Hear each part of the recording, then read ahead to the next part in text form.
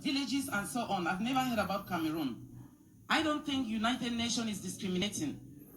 I've never heard about Cameroon. All I hear is Russia, Ukraine, and so on and so forth. What about Cameroon? What about all African countries who are at war? Is United Nations absent? Please, we need you to come in. Thank you. Thank you very much. So I think two points. One, to speak specifically about Cameroon, it is an issue that often comes up in our briefing room in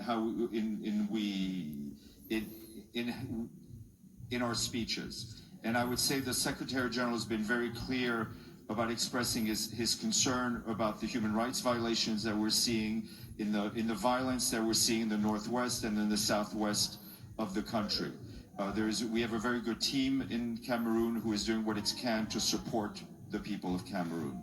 But I think your broad, if I can use your intervention to make a broader point, is that and I think Ambassador Thomas Greenfield referred to that.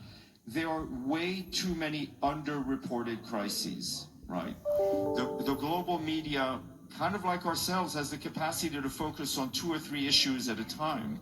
But we all know there are very, very important issues, important violations of human rights and suffering that is going on all over the world.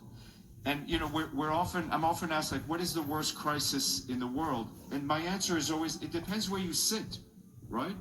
When your rights are being trampled, when your rights are not being respected, that is the worst crisis in the world. So I think it is important that we shine a light on crises that we see everywhere around the world. Here.